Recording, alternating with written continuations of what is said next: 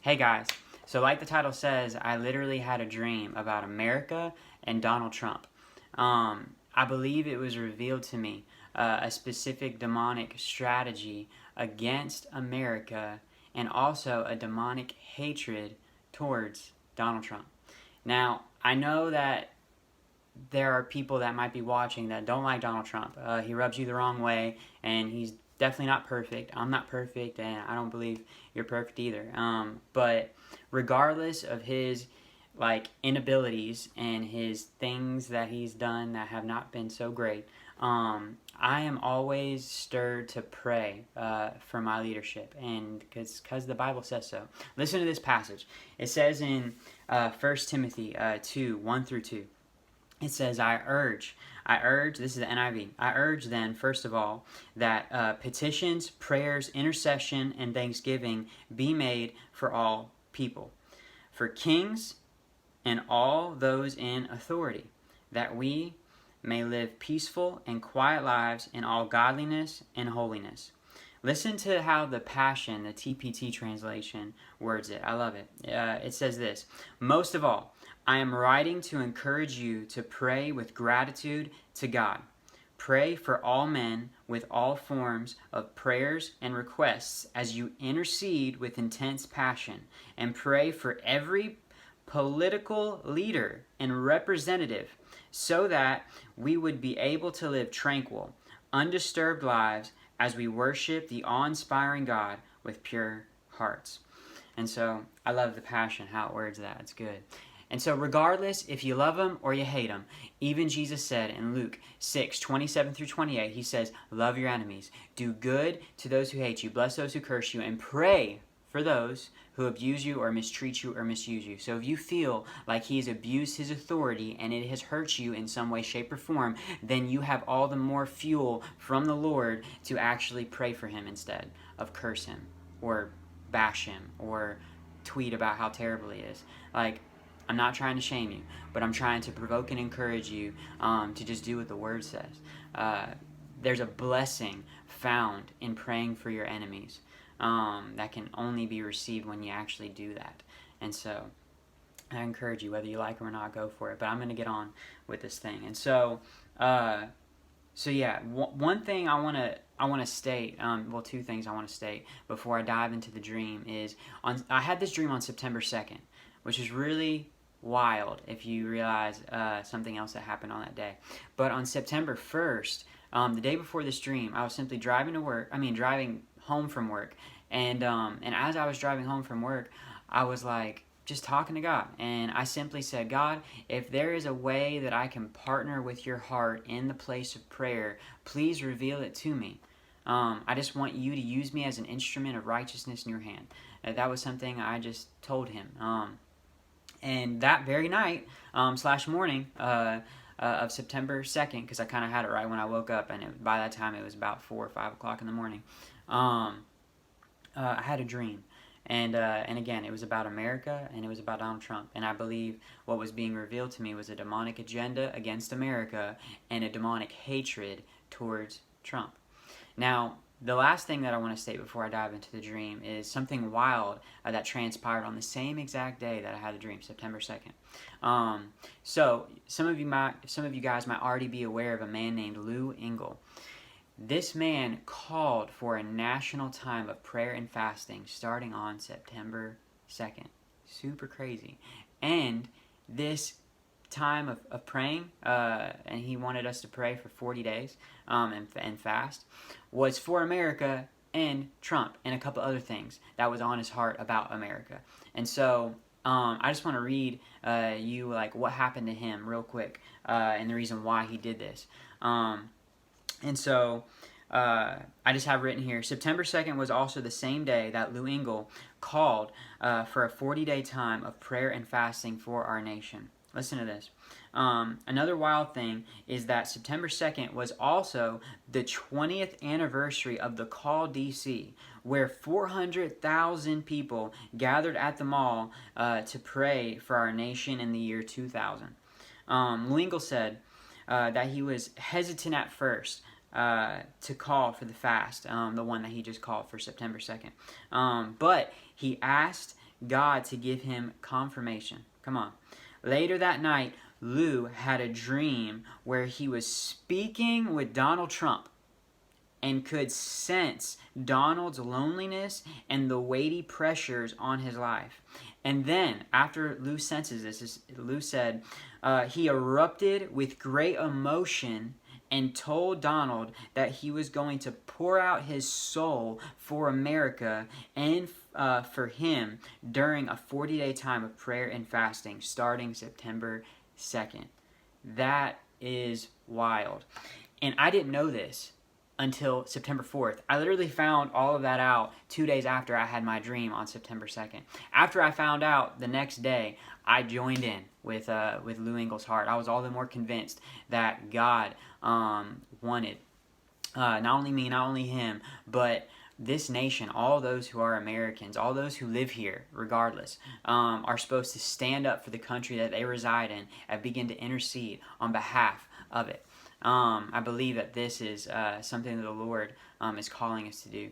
And so I want to dive into the dream. I think it's really cool. And I'm going to break it up into 5 scenes because that's kind of how the dream was revealed to me. There was 5 different scenes within the dream. And so the first scene, I am at work. And so I'm at work, I'm working, I work at BMW, I work on an assembly line. And so I'm working at BMW on the assembly line, and I start to get behind. And right when I start to get behind, this evil, demonic-like entity appears right next to me. And imagine a demon dressed in a suit. Super weird. But he was just a demonic entity that looked nicely dressed, and he was standing right next to me. And he just began to talk to me. I didn't even really look at him. He just started talking to me. And then I looked at him. And the very first things out of his mouth was, Donald Trump's not going to get reelected. And I could hear like the hatred like in his heart. He just began to speak evil things after this about him. He was just like not about this man. And so I find it very interesting that the demonic realm doesn't like him. I wonder why, I wonder what he's doing that they don't like. I know he's doing a couple things, but regardless, I find that interesting to note. And so what happens next is, then he begins to speak to me and say, the America's gonna fall, and he just begins to describe like what he's gonna do in America and how he's gonna do it. And right after this, the dream transitions, and what this demonic entity begins to do is he begins to show me different things, and some people are like, yo, I don't think that might be from the Lord. A demon like talking to you in your dreams, really? Like, are you sure that that's from the Lord? I just encourage you to like read the book of Revelation. God himself, through Jesus and through angelic encounters, reveals to John different things that the devil and darkness were going to do. And so I don't think it's bizarre that God would let one of his children begin to peer into a demonic agenda. I believe that it's actually a strategy that God sometimes lets us peer into these things so that we can begin to not only see what the devil's doing, but so that we know how to pray accordingly. Imagine if you had your enemy's war plans. If you were in the midst of fighting them, you would be a step ahead of them every single moment, and you would eventually totally just destroy everything they had to do because you knew what they were going to do. And so I believe that God does things like that. I believe he reveals things to his people in like manner. And so anyway, this demonic entity brings me to the next scene, or the scene transitions, and he's still with me. He just like speaks to me throughout the dream. And the next thing that I see is I'm in a house. Let's call this a house of sin. This is what this house represents. It's a house of sin. And so I'm in this house, and I'm in the center of it, and it's just dark. It's like the best. It's like the basement of the house, but it's the center of the basement. And it's a dark room, just no lights, and there's one chair. And this man who is promoting sin and promoting darkness is sitting right in the middle of the room, and he's on the phone, and it's as if I can hear what's going on in the conversation on the line. And so I'm tapped into this phone call, and I can hear him and this other person speaking, and this person is like, yo, you need to do this, you need to do that when it comes to the right thing. And this guy, the evil man, or the person that just represents sin, is saying, no, I'm not going to obey the truth. I'm going to do what I want, when I want, how I please, and that's that. And you could just tell that this man was in total opposition of what was right, what was true, what was good. And after he said what he had to say, he hung up the phone, got up from the chair, and then walked out of this inner room in this house into the rest of his basement.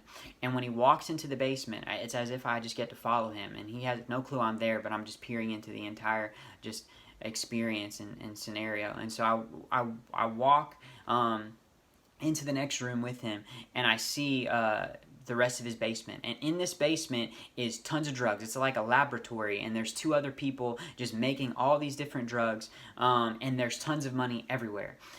So we got all these drugs, we got all this money. You could say it was like dirty money. It was money earned by doing things that were illegal. And so I just knew that in my heart. I knew that the money was there because the drugs were there, and they were getting the money because of the drugs they were selling. And after I see these two things, I start to walk with this guy towards the back door into his backyard. And as I'm walking to the door, right in front of the door are two girls, and they were both his girlfriends. So now we got this sexual immorality thing going on. You're only supposed to be joined to one person, not two, not three, whatever. It's supposed to be one, according to the Word of God, according to God's heart. And so he's got two girlfriends. One is pregnant, and there's another child just like sitting in one of their laps. And so now we got this guy raising up the next generation in the midst of all of this sin, which is so sad. And this happens literally in the days that we live in. And so we pass these two girls and the baby into his backyard, and when we walk into the backyard, it's a very nice backyard because they have a lot of money because of the sinful things that they're doing. I'm not saying that having a lot of money is a sin. I'm just saying that that's why he had it. And so we walk into the backyard, and I look over in the backyard, and I see a bed in the middle of the backyard, and there's a guy and multiple girls on it, and they're about to do you know what, and I'm just like, what on earth is going on? And so we got more sexual immorality going on in this house that is totally like biblically sinful and stated as sin. Just go read Galatians chapter 5 verses 17 through 20, I believe. And so you'll get a good picture of what sin is real quick according to the New Testament. And so this is what I begin to see, and I'm just like, my goodness, this house just represents sin. There was at least 3 sins highlighted to me in the dream. It was drugs, drug addiction, you could say, a love for money, greed, just getting money in a dirty way, a way that's not okay, and sexual immorality. Of course, there are more sins than that that are present within America, but these are the 3 that were revealed to me. And part of the reason why I believe that they might have been revealed to me, these 3 specific sins, is because I used to be a slave to these 3 specific sins. I was addicted to drugs. I was all kinds of bound up in sexual immorality, and I pursued money and got it in all the wrong ways by selling drugs and doing other things. And so and I came out of that over 6 years ago, and because of Jesus Christ, I have been set free from those things for over 6 years now. Not one time have I went back to any one of those things. That is called grace. That is called the power of God resting upon my being, because He is the one who gives me the ability to live free from those things. And so that's just part of my testimony. And so sometimes when you overcome a specific sin, you are blessed with the authority to begin to bring others into that same freedom or breakthrough so that they can step out of their bondage. And so maybe God revealed those specific 3 sins to me so that I can pray for those specific things going on in America and whatnot. I believe that's part of it for sure. But this is what I see.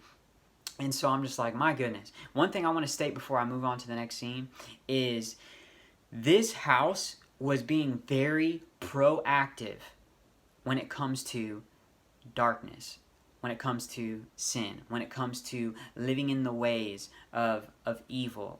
You could say coming into alignment with the devil's will. And so they were super proactive about it.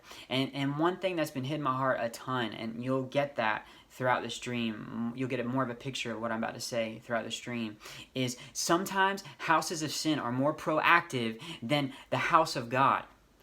That is not okay. When the house of God doesn't come into alignment with what it's called to be a house of prayer, then what begins to happen as those houses of sin begin to become more proactive than the house of God because they're not coming into alignment with their purpose, which is to be a house of prayer, then there's something released into the atmosphere or into the spiritual realm or into the second heaven.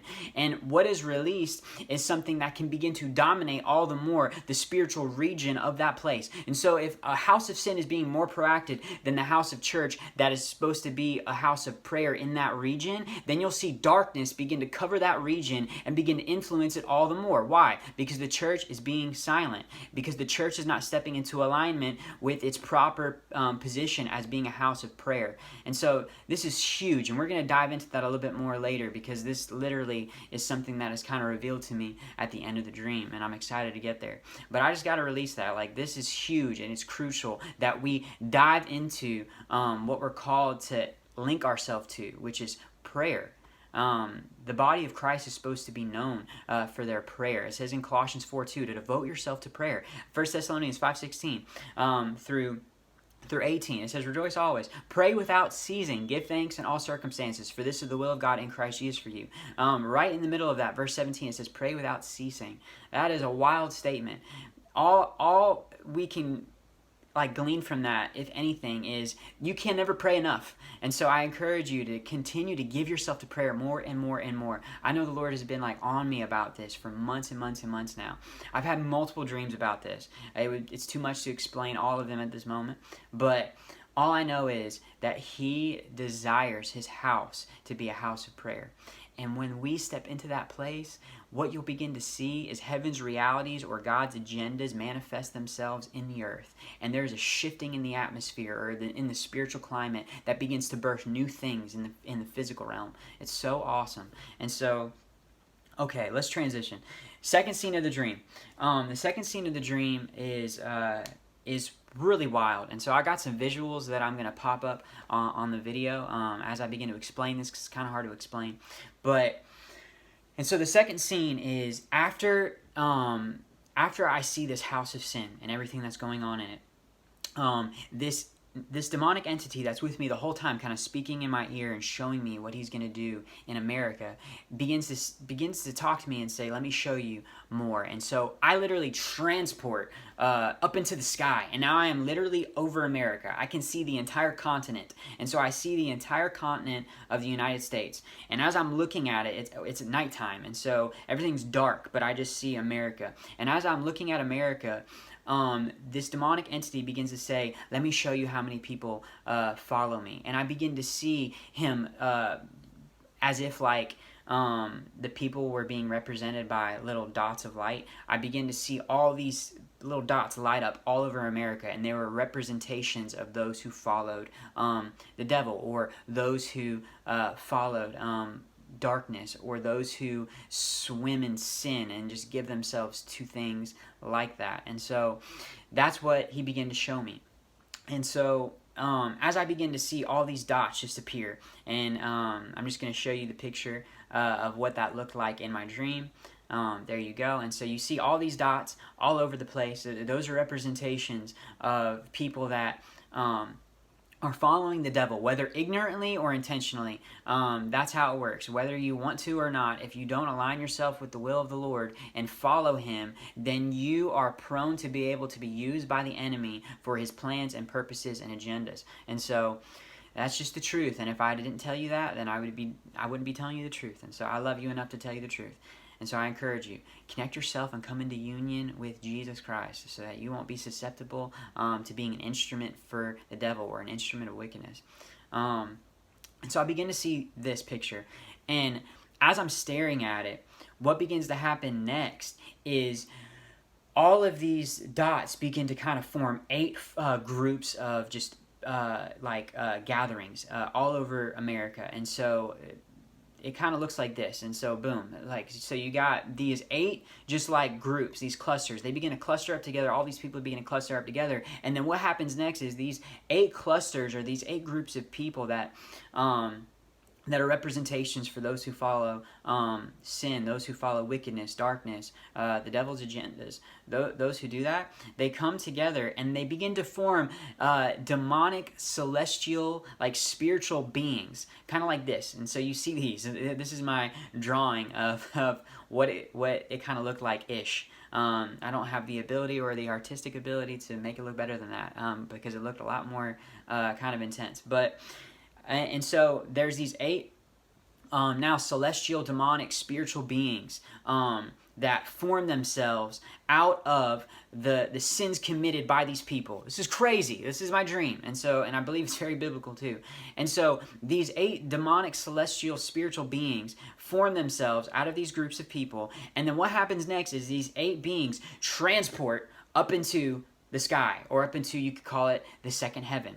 And so now I'm looking up. I look up, and I look up into the sky above America, or you could say the spiritual climate above America, and I see these 8 celestial beings, or these 8 demonic spiritual beings, and they begin to form this pattern, kind of like this. And so I'm going to show you this pattern right here. Boom. And so they kind of form this pattern, and it's like they're almost trying to make this like 8-point star type thing, and there's one of them in the middle. So there's technically There's technically supposed to be 9, but this is the catch. There's only 8.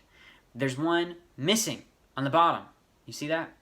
And so I got that circled. So there's one missing on the bottom. And so they form in this pattern, and I know in my heart that they're missing one more group of people to represent another spiritual force of wickedness in the heavenly places, you could say.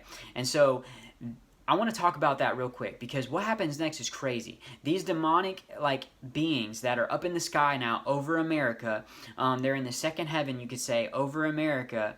They form this pattern, and they know that they're missing one more. They need one more in order to complete what they're trying to complete. And they turn, all of these beings turn towards America. They begin to reach out their hand, and they say something. But before I tell you what they say, because it's so crazy, before I tell you what they say, I want to talk about what I believe biblically is happening to some degree. And so, okay, it says, I want to read, okay, before I read this passage, I'm getting excited. Before I read this passage, one thing I want to state real quick is sometimes earth influences the second heaven. Meaning, what we do can influence what is going on in the spiritual realm above us. That's just what the Bible says. But also, the second heaven, or the spiritual realm above us, can also influence the earth. So you got both of these things kind of feeding off each other at times. It gets really interesting when you begin to look at the whole canon of Scripture. And so, one thing I want to read to kind of just shine some light on my heart about what I believe is going on in this dream. I got to read to you Ephesians 2, 1 through 2. And so I'm gonna show you that. Boom. And so it says this. This is the, I think the ESV version. And so, and you were, or it might be the NASB. I can't remember. And so, I think it's the ESV. It says this, and you were dead in the trespasses and sins in which you once walked, following the course of this world, following the prince of the power of the air, the spirit that is now at work in the sons of disobedience. Or the NLT says, at work in those who are disobedient. Or the NIV says that, I think. At work in those who are disobedient. And so, what this verse, what this verse and these different translations are implying is the fact that when you are disobedient to the will of God, you become susceptible for the devil and his demons or demonic agendas to begin to move in and through you. That's literally what it says. It says that it says, following the prince of the power of the air, the spirit that is now at work in those who are disobedient. And so the devil, which is the spirit of the power of the air in this passage, that's what it's referencing, is able to be at work in your life if you live in disobedience. That's crazy. And so when you live a specific way, you open yourself up to specific spiritual entities to begin to move in and through you and influence your life all the more. You can either choose to open yourself up to darkness or light, to the devil or God. You can pick one, but you can't pick both. And so I want to read to you also Ephesians 6, because one thing that you can begin to think about is like, oh my goodness, like if people are opening up themselves up to demonic agendas and they're being influenced all the more, wouldn't the answer be to just get rid of these people so the demonic agenda can stop? One thing I want to remind us of is that our battle is not against flesh and blood. Ephesians 6:12 says that our battle is not against flesh and blood, but it's against spiritual forces of wickedness. I want to read this passage to you in a couple translations, just so that this picture can be painted really clearly. It says in Ephesians 6:12, in the ESV, it says, "For we do not wrestle against flesh and blood, but against the rulers, against the authorities, against the cosmic powers of this present darkness, against the spiritual forces of evil in the heavenly places." That's wild. Listen to the AMPC, the Amplify Classic. Listen to this. It adds a couple more words, but it just kind of just paints the picture of the heart of this passage all the more, I believe. It says this: "For we are not wrestling with flesh and blood, contending only with physical opponents, but against the despotisms," which is just another word for authorities. And then it says, "against the powers, against the master spirits who are the world rulers of this present darkness, against the spirit forces of wickedness in the heavenly supernatural sphere." Wild. Listen to the TPT, the Passion Translation. It says this: "Your hand-to-hand combat," that's wild. He translates wrestling to hand-to-hand combat. He says, "Your hand-to-hand combat is not with human beings, but with the highest principalities and authorities operating in rebellion under the heavenly realms. For they are a powerful class of demon gods and evil spirits that hold this dark world in bondage." And so he uses the word demon gods instead of spiritual forces of wickedness, or powers, or cosmic powers of this present darkness. And so the reason why he uses this phrase, demon gods, is because that's essentially what it's talking about. It's talking about demonic spiritual forces of wickedness. And if you look up the Greek word and say the Greek word for demon, it literally can mean demigod or god, but it's just a lesser god. It's not a god equal to Yahweh, the God of the Bible. And so so that's what our battle is literally against. It's against demon gods, spiritual forces of wickedness in the heavenly places that are pursuing to influence the earth in ways contrary to God's heart and will. And so the way that we fight these things is not by trying to kill other human beings, it's by prayer. You have to fight spiritual battles in spiritual ways. It's not about trying to just cut the head off of the person in front of you. It's about getting in the place of prayer and crushing the enemy in that place. So, even though the Bible says in this book in Ephesians that the devil is the prince of the spirit, or the power of the air, and that our battle is against these spiritual forces of wickedness, this doesn't mean that they have the upper hand on God or Jesus.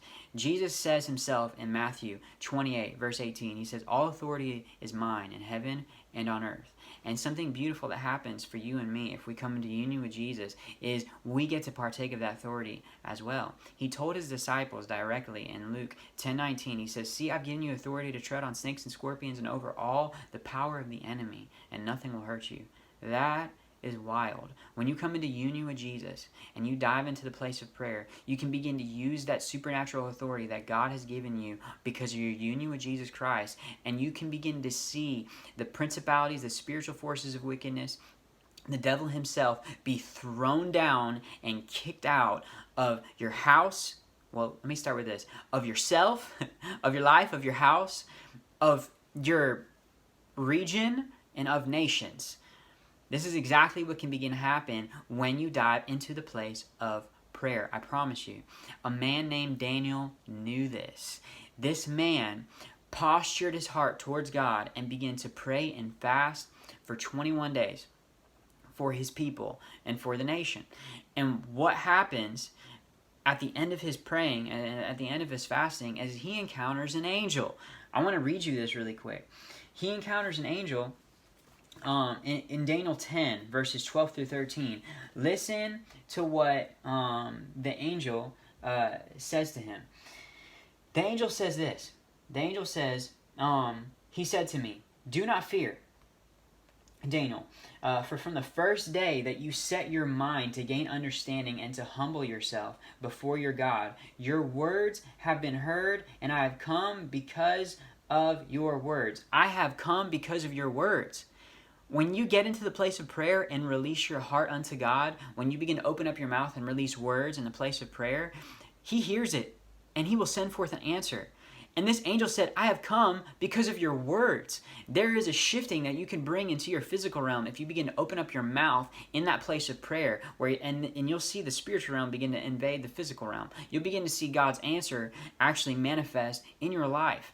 That's just how it works. And so it says, I have come because of your words. And then it says this, but the prince of the kingdom of Persia opposed me 21 days. This is super wild. So now we're getting a picture of what was going on in the spiritual realm as Daniel was praying for his nation, for his people, for 21 days. It says, right when Daniel started praying, that the angel and the Lord heard him. But after God sent his answer, you could say, or after God sent his angel to Daniel, it says that the prince of the kingdom of Persia opposed me 21 days. This is not a literal, you could say, person. He's talking about a principality. He's talking about a spiritual being.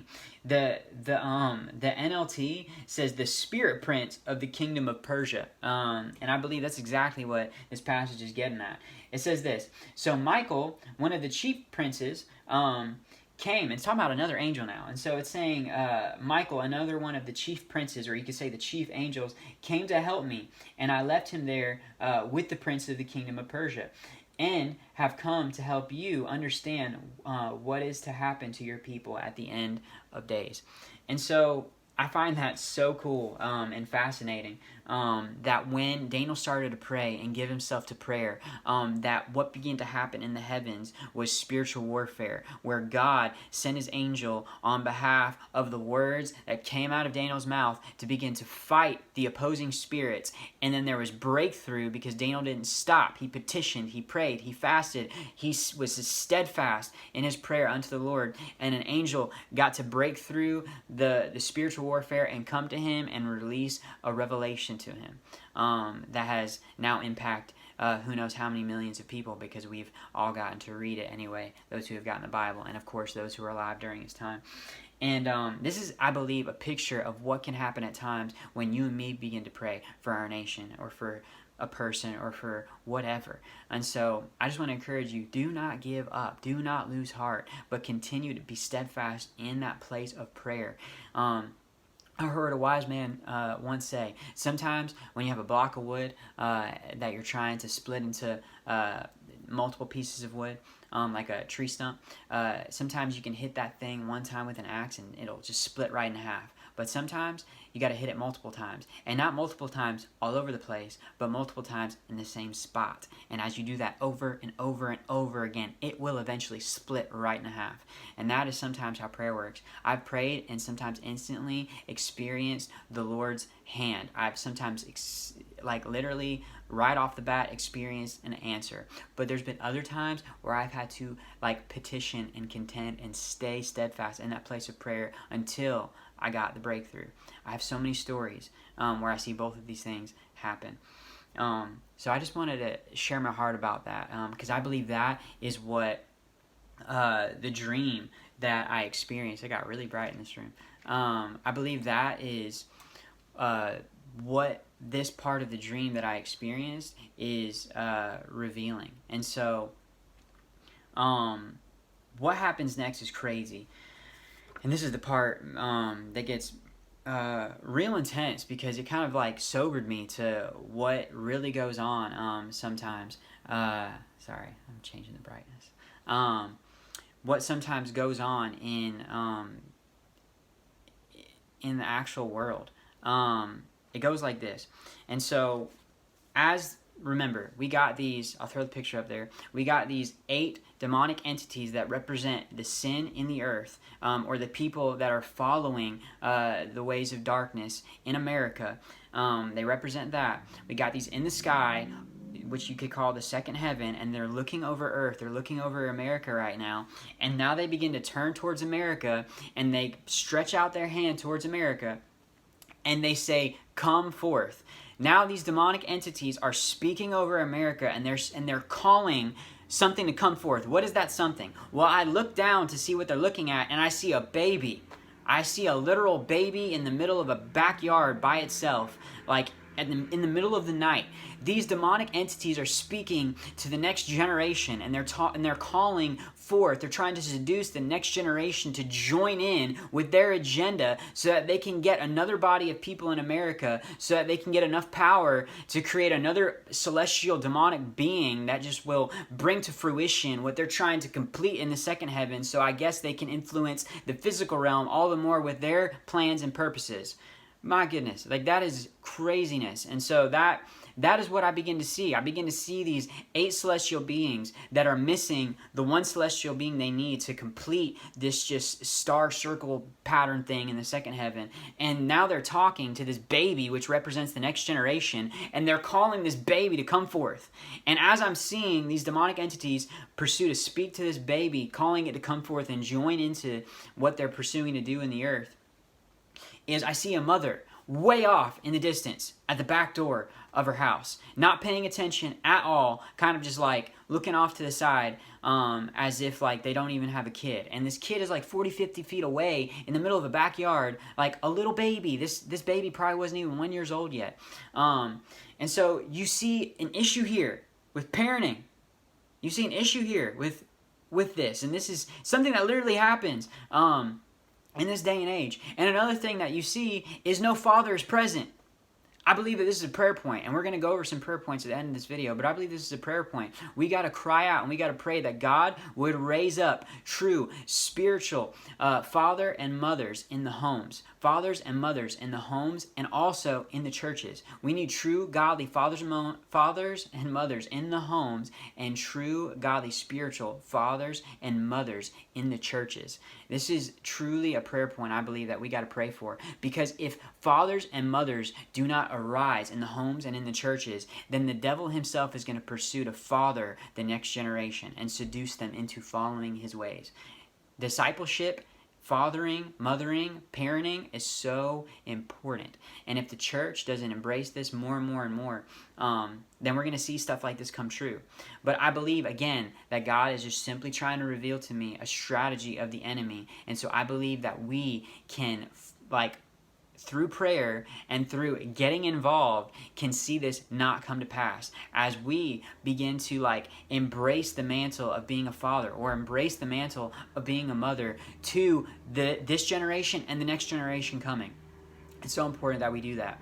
And so I see this, and I think it's wild, and it says so much about what's going on right now, because I believe that this has kind of been happening and whatnot.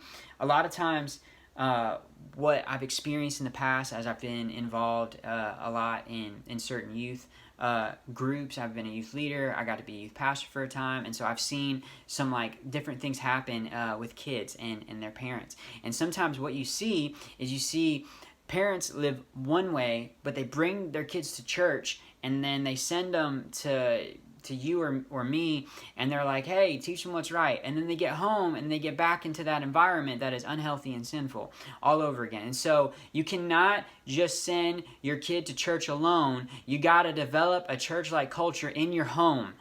Remember that. It rhymes. You cannot just send your kid to church alone. You got to develop a church-like culture in your home. It is so important that you model Jesus to your kids, because if you don't model Jesus to your kids and you model something else, they're more than likely going to begin to emulate what you emulate. They're going to begin to follow your example. That is just how it works. And so yeah, it's crazy. And so the next scene of the dream happens real quickly. After I see this, and after I hear just this demonic entity talking to me the whole time, as he's showing me all this, he's just like, this is what I'm going to do, America. Blase, blase, blase. And then the next scene transitions where I see all these businesses, just pictures of these businesses, just flash before me as if a book is flipping through pages rapidly, really, really fast. And all the businesses that are being shown to me are businesses that are corrupt and that are actually pursuing to integrate certain, you could say, ways of the devil or ways of darkness into how they do things. And And the last business I remember just seeing, like, just flash before my eyes was a business that associates with children. It was a business that made things that children would get their hands on. And so I thought that was crazy, like that there was corruption even in the businesses that were pursuing to like be a platform to invite children to like partake of what they were offering. And what began to hit my heart was that some of these corrupt businesses, with probably many other things, are going to begin to use all the more subliminal messaging to begin to shape this generation and the next generation. I believe that there's a tie right there. And that's why it's so important, again, that we as parents or as spiritual fathers and mothers, like, enlighten those that we are parenting or mentoring, so that when they get like exposed to something, it doesn't catch them off guard, but they're aware of what it is and the trap that it is, so they're not seduced by it. And so this is relevant and present right now in America. You got all kinds of subliminal messaging and so many different things, but this is what I see in the dream. And so I see this clip really fast. All these corrupt organizations and subliminal messages that are trying to just shape a culture to match what the agenda of the devil is. And so what I see next, and this is the last scene, so this is scene number 5. And so the next scene is I'm back at my house in my prayer room out of nowhere. It was just like, boom, I'm in my prayer room. And so that's where I'm at right now. It's kind of like our study room, our prayer room where we hang out with the Lord. And I'm in here, and it's at night. It's probably like 1 or 2 or 3 in the morning, and I walk in, and my wife's in here, and she's asleep. And so I'm like, that's weird. I guess we're going to sleep in the prayer room tonight. And so I didn't think nothing of it in the dream, but I walk up, I just find a spot on the ground, and I lay down, and I remember grabbing like a cover or a blanket that was on the ground, and I begin to like pull that blanket over me to lay down, and then that demonic entity appears again, and he's in the doorway. It's as if he can't come in. He can't come into the prayer room, which I think is so cool. He can't come into that place where you're in union with God and fellowshipping with Him, because God's presence is so ferocious that it would destroy any bit of darkness that tried to enter. That is the presence of God at work. That's what it does when it's at work. And so he's standing in the doorway, and he just begins to talk again. And he just begins to utter all the things that he was saying before. He's just like, Donald Trump's not going to get reelected. And I can feel, again, the hatred in his heart towards this man. And then he begins to say, and this is what I'm going to do to America. All the things that I've shown you. Blase, blase, blase. And then I wake up. Super crazy. And so I believe that last part is a picture, and I'm also going to connect this with the first part of the dream that I didn't really like dive into a ton, because remember I said I was at work on an assembly line. And so I believe this is a picture of how we cannot fall asleep in the prayer room. If we fall asleep in the prayer room, if the church doesn't step into alignment with their calling to be a house of prayer, if we don't realize that we have a part to play, just like in an assembly line, every single person is important to see the final product actually come to fruition. Every single person is. If one person gets behind, it affects the next person and the next person and the next person, and it will mess up or delay us finishing what we're trying to do.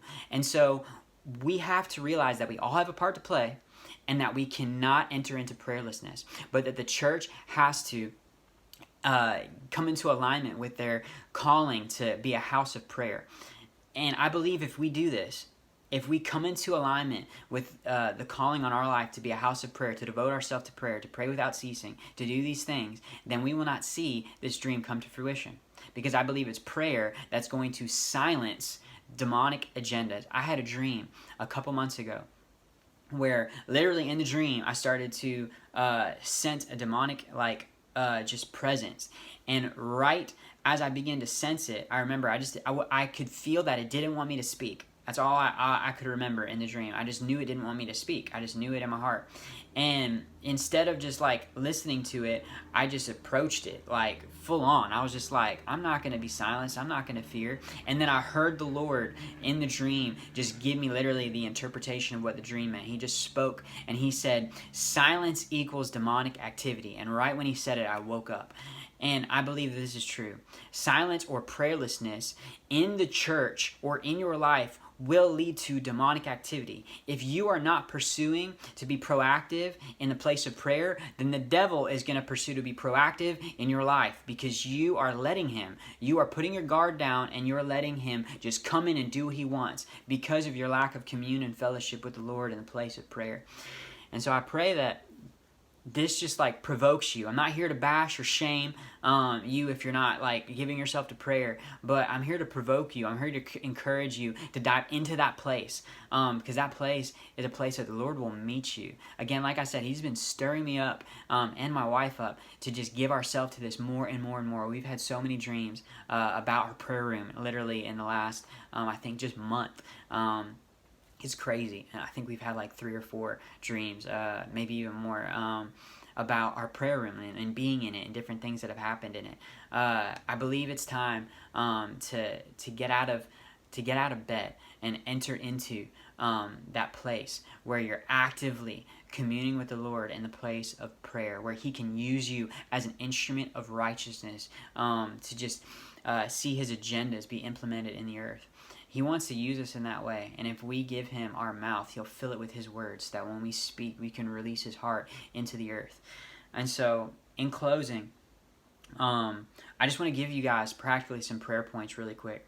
But before I do that, I again want to just like shine light on the fact that I literally had this dream about America and Donald Trump and a demonic agenda against, you could say, them.